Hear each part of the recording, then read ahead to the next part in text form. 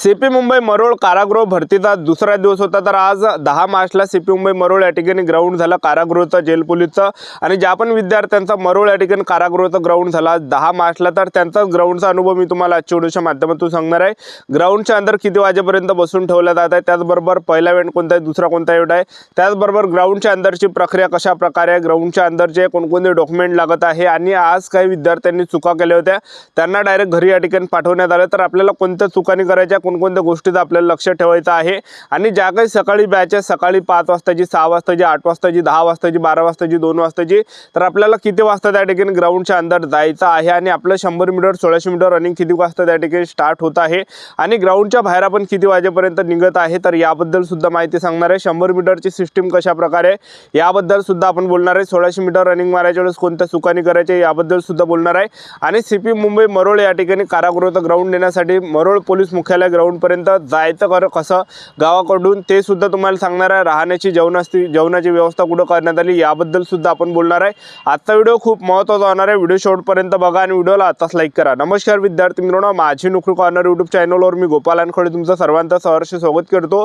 तर मित्रांनो, व्हिडिओचा थंबनेल बघून तुमच्या लक्षात आलं असेल की आपला व्हिडिओ कोणत्या टॉपिकवर होणार आहे। व्हिडिओ सुरू करण्याच्या आधी आपल्या यूट्यूब चॅनलला सबस्क्राइब करा, जेणेकरून प्रत्येक भरतीचे अपडेट तुमच्यापर्यंत सर्वात आधी पोहोचेल। जास्त करून सीपी मुंबई मरोळ या भरतीच्या रिलेटेड जास्त आपल्या चॅनलवर अपलोड करत असतो आणि 10वी 12वी पास भरतीच्या रिलेटेड जास्त आपल्या चॅनलवर अपलोड करत असतो।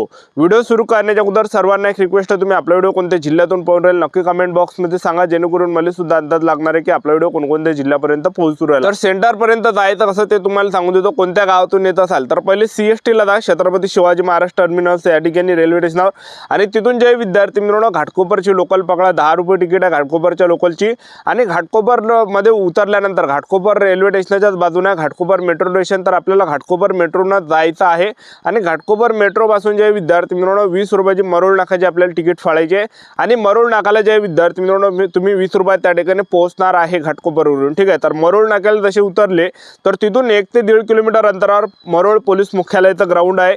तर तिथून पैदल जरी गेले तर 15 मिनिटाचा रस्ता आहे, 15 मिनिटं जर तुम्ही पैदल गेले तर आपण सेंटरपर्यंत पोहोचणार आहे आणि ऑटोला त्या ठिकाणी जास्त लुबाडते 50 रुपये 80 रुपये अशा प्रकारे पैसे त्या ठिकाणी सांगत आहे, जेणेकरून पैदल तुम्ही द्या, पैदल दा 50 रुपयाच्या खाली त्या ठिकाणी 1 रुपये सुद्धा ऑटोवाले सोडून नाही, लक्षात ठेवा। पैदल गेलेलं ते तुमच्यासाठी बेस्ट राहणार आहे, 15 मिनिटात तुम्ही पोहोचणार आहे आणि तसंही त्या रोडावर ट्रॅफिक जास्त राहते, महानगरपालिकेचा रस्त्याचं काम त्या ठिकाणी चालू आहे, एक लक्षात ठेवा, ठीक आहे। तर ह्या काही गोष्टीचं आपल्याला लक्ष ठेवायचं आणि सिटी बस सुद्धा आहे, तिथून सिटी बसनं जाऊ शकता, 10 रुपये तिकीट आहे सिटी बसची। तर सिटी बस अर्धा 1 घंट्यात सिटी बस त्या ठिकाणी राहते, पण टाईम आपल्याला या ठिकाणी माहीत नाही, ठीक आहे। तर अशा प्रकारे तर आपण मरोळ पोलीस मुख्यालयापाशी जसं पोहोचले तर तिथून जे 150 मीटर अंतरावर आपल्याला पैदल चालायचं आहे, तिथं राम मंदिर आहे। तर राम मंदिरमध्ये सर्वांसाठी राहण्याची व्यवस्था करण्यात आली आणि जेवणाची व्यवस्था तुमच्यासाठी करण्यात आली, दोन्ही टाईम तुम्हाला भात त्या ठिकाणी भेटणार आहे, अशा प्रकारे राहण्याची व्यवस्था। तर आज ग्राउंड कशा प्रकारे झालं, सर्वात पहिले काही विद्यार्थ्यांनी चुका केल्या तर त्यांना डायरेक्ट घरी पाठवण्यात आलं। तर मुलांनी कोणत्या चुका केल्या, तर भरपूर विद्यार्थी लेट त्या ठिकाणी येतात, म्हणजे दुपारी 2 वाजताच्या नंतर 2 वाजता, 3 वाजता, 4 वाजता, 5 वाजता दुपारची येऊन आली, ठीक आहे। तर आपल्याला ह्या चुका करायच्या नाही, डायरेक्ट घरी पाठवण्यात जाणार आहे। जो काही आपला रिपोर्टिंग टाइम आहे त्याच्या अगोदर जा, त्याच्या अर्ध्या घंट्या अगोदर जा, किंवा जो काही रिपोर्टिंग टाइम आहे त्या टाइमवर गेलेत काही प्रॉब्लेम नाही, पण जरासे लवकर जा, तुम्ही अर्धा घंटा अगोदर जा, एखाद्या घंट्या अगोदर तुम्ही जाऊ शकता, ठीक आहे। तर आता ग्राउंड किती वाजेपर्यंत चालू होते तर ते तुम्हाला सांगून देतो। तर 100 मीटर जे सकाळी 5 वाजताची बॅच आहे, 6 वाजताची बॅच आहे, 8 वाजताची बॅच आहे, यांचा 100 मीटर आणि 1600 मीटर रनिंग जे विद्यार्थी मित्रांनो सकाळी 7 ते 10 वाजताच्या अंदर 100 मीटर 1600 मीटर रनिंग होऊन राहिला आणि लगेच गोळाफेक सुद्धा होऊन राहिला, ठीक आहे। त्यानंतरची सकाळी 10 वाजताची बॅच आहे, 12 वाजताची बॅच आहे, या बॅचचं जे ग्राउंड आहे 11 ते 2 वाजताच्या आसपास 100 मीटर 1600 मीटर रनिंग त्या ठिकाणी होऊन राहिलं, ठीक आहे। त्यानंतर दुपारी 2 वाजताची जी बॅच आहे त्यांचं जे ग्राउंड होऊन आलं तर ते 4 वाजेपर्यंत त्या ठिकाणी 100 मीटर 1600 मीटर रनिंग होऊन राहिलं, ठीक आहे। अशा प्रकारे तर आज ग्राउंड सर्वात अगोदर कशा प्रकारे झालं, तर सर्वात अगोदर त्या ठिकाणी जे आपल्याला तिथं बॅगा ठेवायला लावतात, गेटच्या अंदर एंट्रीच्या वेळेस त्या ठिकाणी सर्वात अगोदर बॅगा ठेवायला लावत आहे आणि त्याचबरोबर वरता आपल्याला डॉक्युमेंट फक्त 2च डॉक्युमेंट ठेवा, ओरिजिनल आधार कार्ड, ओरिजिनल हॉल तिकीट आणि 2 पासपोर्ट फोटो आणि सर्व काही ओरिजिनल डॉक्युमेंट सोबत असू द्या, झेरॉक्स सुद्धा राहू द्या, फक्त वरतं 3 डॉक्युमेंट ठेवायचा, ओरिजिनल आधार कार्ड, ओरिजिनल हॉल तिकीट आणि 2 फोटो, ठीक आहे. तर हे एवढं काही डॉक्युमेंट आपल्याला वरतं ठेवायचं आहे.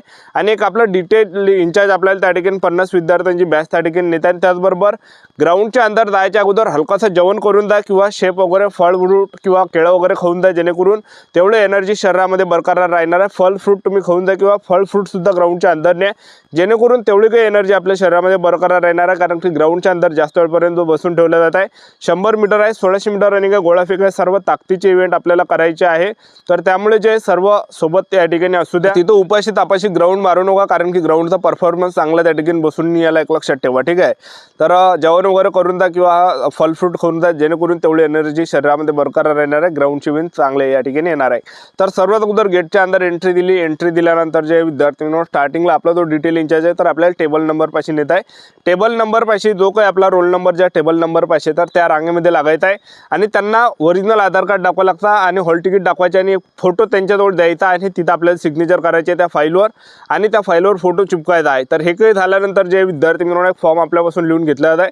प्रतिज्ञापत्र आहे, आपलं नाव लिहायचं, सिग्नेचर करायचे, ॲप्लिकेशन नंबर लिहायचा आहे, तारीख लिहायची आणि तो फॉर्म त्यांना सबमिट करायचा. आणि आणखीन जे विद्यार्थी मिळून त्या ठिकाणी उंचीपाशी नेला जात आहे. उंची त्या ठिकाणी उंची मोजायच्या अगोदर बूट त्या ठिकाणी काढायला लावतात, टी शर्ट काढायला आपल्याला लावत आहे.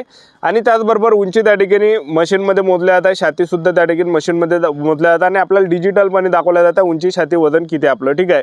आणि हे काही झाल्यानंतर आणखी समोर त्या ठिकाणी विद्यार्थ्यांना पाठवलं आणि तिथंच एका मंडपामध्ये जे मुलांना बसवलं आणि तिथं चेस्ट नंबर दिले. चेस्ट नंबर दिल्यानंतर जे विद्यार्थी मिळून दोन्ही पायाला चिपा त्या ठिकाणी देत आहे. चिपा आपल्याला बरोबर व्यवस्थित बांधायचे आहे आणि चिपा दिल्यानंतर आणखीन एका हॉलमध्ये त्या ठिकाणी पाठवल्या जात आहे आणि तिथंच जे विद्यार्थी मिळून दोन्ही पायाचे आपले चिपा स्कॅन केल्या जात आहे. आपलं बायोमेट्रिकची प्रोसेस होत आहे, थंब वगैरे घेतला जात आहे. त्याचबरोबर आपला फोटोसुद्धा त्या ठिकाणी कम्प्युटरमध्ये काढला जात आहे. अशा प्रकारे तिथली जे विद्यार्थी मिळवणं प्रक्रिया आहे. आणि हे काही झाल्यानंतर आपला जो डिटेल इंचार्ज आहे तर तो 50 विद्यार्थ्यांची बॅच त्या ठिकाणी इव्हेंटसाठी नेत आहे. तर पहिला जो इव्हेंट त्या ठिकाणी होत आहे तर 100 मीटर होत आहे. तर 100 मीटरची सिस्टीम आहे. तर 100 मीटरची जी सिस्टीम आहे तर पहा विद्यार्थी मिळवणं अशा प्रकारे 100 मीटर आहे. स्टार्टिंग इथून आहे आणि एंडिंग या ठिकाणी आहे आणि स्टार्टिंग पॉईंटला या ठिकाणी सेन्सर नाही आहे. तर एंडिंग पॉईंटला या ठिकाणी जे विद्यार्थी मिळवणं खाली सेन्सर या ठिकाणी आहे. तर स्टार्टिंगला जे विद्यार्थी मिळवणं सेन्सर या ठिकाणी नाही आहे, तर एंडिंगला सेन्सर आहे, ते पण खाली सेन्सर आहे, लक्षात ठेवा, ठीक आहे. स्टार्टिंग पॉईंट इथून आहे, जेव्हा शिट्टी वाजवते तसंच आपल्याला पळायचं आहे. जसं शिट्टी वाजली तसं टायमिंग त्या ठिकाणी काउंटिंग होत आहे. 3 विद्यार्थी ते सोडत आहे 100 मीटरसाठी आणि 100 मीटर झाल्यानंतर दुसरा इव्हेंट त्या ठिकाणी होता तर तो 1600 मीटर रनिंग त्या ठिकाणी होत आहे. 1600 मीटर रनिंगमध्ये 50 विद्यार्थी एका बॅचमध्ये त्या ठिकाणी सोडत आहे. आणि 1600 मीटर रनिंग जो 400 मीटरचा जो ट्रॅक आहे वरून सर्व पेंडॉल आहे, म्हणजे मंडप आहे, वरून टाकलेला आहे आणि 100 मीटरमध्ये सुद्धा वरून मंडप टाकला आहे, म्हणजे ऊन त्या ठिकाणी लागत नाही आपल्याला, ठीक आहे. तर 1600 मीटर रनिंग मारायच्या वेळेस आपल्याला चुका कोणत्याने करायच्या, भरपूर विद्यार्थी ग्राउंडच्या बाहेरून त्या ठिकाणी ग्राउंड मारत आहे. तर ह्या चुका करत नाही, जेवढे तुम्ही ह्या चुका करायचे नाही, जेवढे तुम्ही ग्राउंडच्या बाहेरून धावसान तेवढं अंतर जास्त येणार आहे, तेवढं कमी मार्क्स भेटणार आहे. तर काठाने तुम्ही धावण्याचा प्रयत्न करा, जेवढे तुम्ही ट्रॅकच्या काठाने धावसान तेवढं अंतर कमी येणार आहे, तेवढे जास्त मार्क आपल्याला त्या ठिकाणी भेटणार आहे, ठीक आहे. तर अशा प्रकारे जे विद्यार्थी मिळवणं 1600 मीटर रनिंग होत आहे. 1600 मीटर रनिंग झाल्यानंतर लगेच त्या ठिकाणी गोळा फेक होत आहे. गोळा फेकला 3 चान्स त्या ठिकाणी दिल्या जात आहे. 2 जास्त गेला त्याला मार्क त्या ठिकाणी दिल्या जात आहे आणि सिग्नेचर आपले घेतले जात आहे. आणि हे काय झाल्यानंतर आणखीन 50 विद्यार्थ्यांची बॅच त्या ठिकाणी बसवल्या जात आहे. 1600 मीटर 100 मीटरवर सिग्नेचर करायला लावतात आणि साहेब लोकांचे सिग्नेचर घेतात, त्यानंतर आपल्याला बाहेर केला जातं. अशा प्रकारे प्रक्रिया आजच्या साठीचा थांबतो. भेटायला नेक्स्ट व्हिडिओमध्ये. जय हिंद.